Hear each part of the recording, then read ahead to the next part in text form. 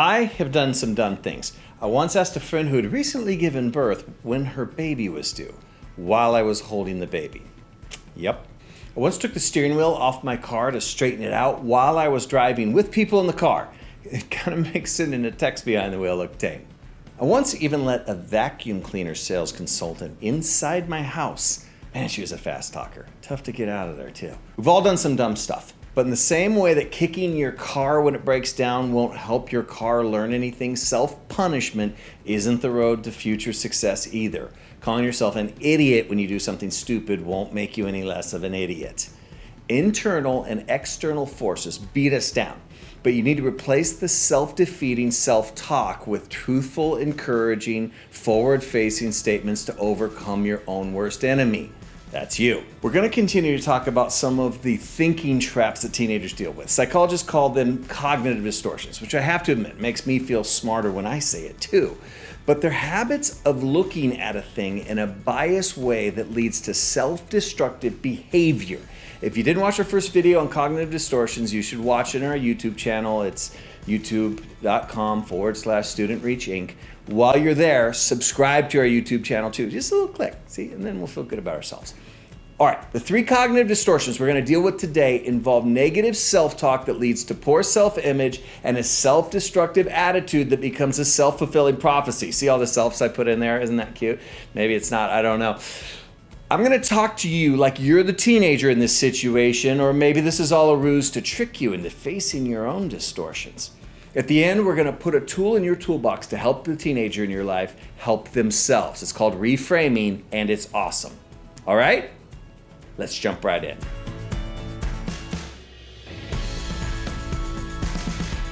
The first one is this: control fallacies. This is when you see yourself as a helpless victim of some other person or even some outside force. When something unpleasant happens, you intrinsically feel like everything is working against you. You might see it as bad luck or fate, or just that the whole system is against you. But you know you can't do anything about it.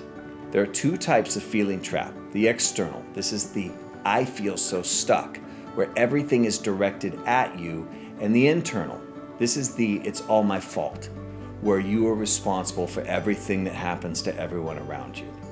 The consequences of this distortion are feeling powerless to change and decrease opportunities resulting from what others might rightly perceive as a lack of personal responsibility. Here's some examples. External control. The reason why I got a bad grade was because the teachers didn't give me enough time to study for the test. This is a victim mentality that will not help you succeed even if you're right. Here's an example of internal control. My best friend is depressed. It's my fault because I'm not supportive enough. I'm not a good enough friend.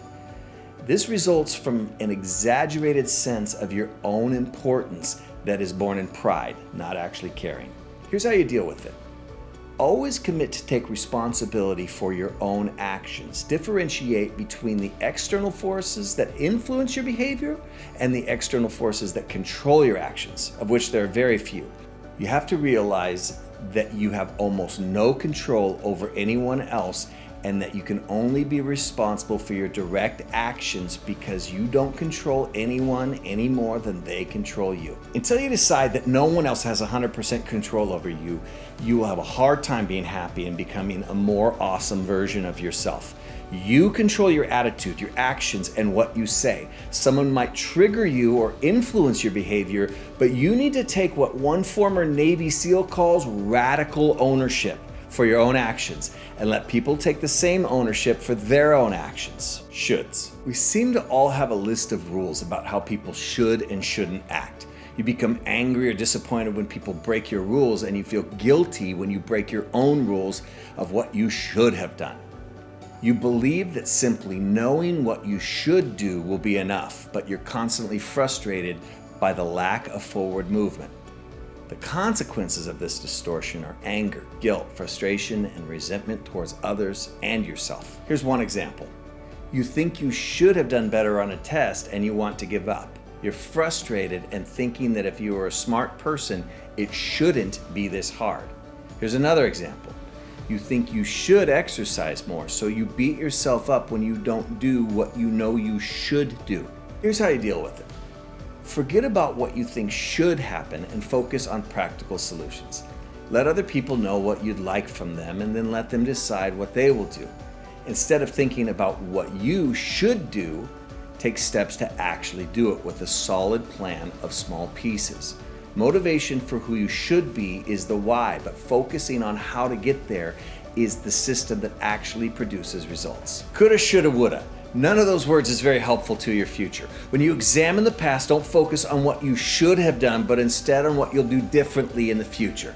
None of us is motivated enough to do everything we should do. It doesn't make you weak, it makes you a human being. You need a plan, not a should. Filtering. This is when you filter out all the positive aspects of a situation or person and focus on the one or few negative aspects. You might pick out one unpleasant detail and dwell on it overwhelmingly or even exclusively. Almost everything is spoiled or ruined for you because of your focus on the negative disproportionately. You apply this pattern of thinking to others and to yourself. The consequences of this distortion are depressed mood, poor self-esteem, and unhealthy pessimism. Here's some examples. You usually get A's and B's, but you get a lower grade on a test and you feel stupid or incompetent.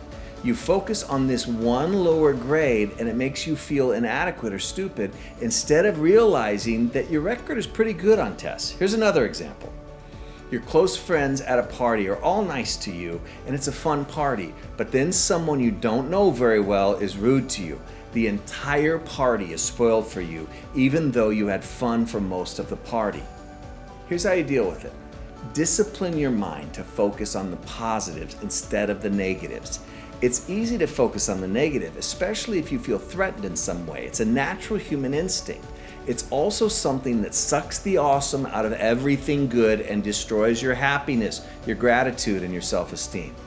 When you feel negative about something that is mostly positive, remind yourself of the facts and control your feelings. You have to constantly tell yourself to focus on the positives and realize that your overall perspective and demeanor is going to be dependent on what you choose to focus on.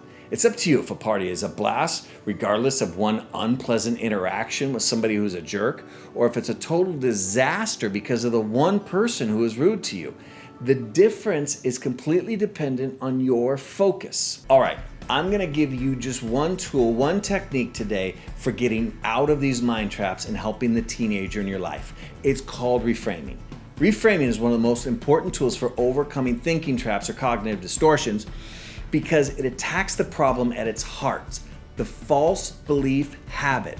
It involves these 3 steps. Number 1, learning to notice the distortion. You can have a good, honest coaching conversation with the teen in your life. You can help them identify patterns of cognitive distortion. Having names for these patterns actually helps identify them. For example, if your teenager is having a problem controlling their anger, they frequently have a sense of feeling trapped by their own anger, frustration, or another negative behavior.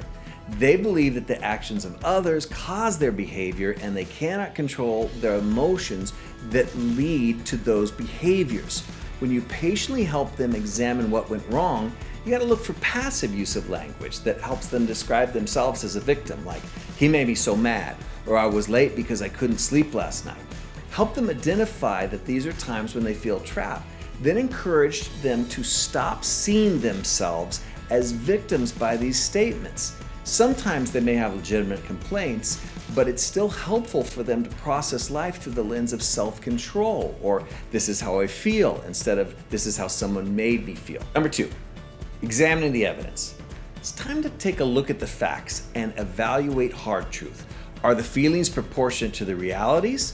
Are the emotions in alignment with the evidence? Here's how we do this using the filtering example. When we engage in filtering, we give more weight to the negative facts than the positive. Making a list, even in our mind, of all the positive and negative aspects of an experience can help us see the truth of the situation. In the example of poor test results, looking at the history of performance on tests will help us show the perception is wrong. In the example of the birthday party, where most of the people were kind but one person was a jerk, a list of positive and negative people, even that we put together in our head, will help us defeat the distorted perception of the entire experience. Help your teenager think through the facts while showing empathy for their feelings. You can validate that they have strong feelings by helping them correct the biased perception causing those negative feelings, and you can do these things at the same time. Number 3, being compassionate to yourself. Look, most of us try to be nice to other people, but we're not always nice to ourselves. Teenagers are especially bad at this. They beat themselves up a lot and they focus on their faults no matter how small. This is a reminder that you would never treat somebody as badly as you treat yourself. Let's look at the shoulds example for this one. Instead of letting your teenager beat themselves up for what they should have done or should have been able to do, encourage them to think of themselves as a friend in the same situation. What would they actually say to the person who came up short? Would they verbally beat them down? Or would they use words of encouragement to help put that person in a better place to do better? Objective thinking is easier when you take a third-person viewpoint.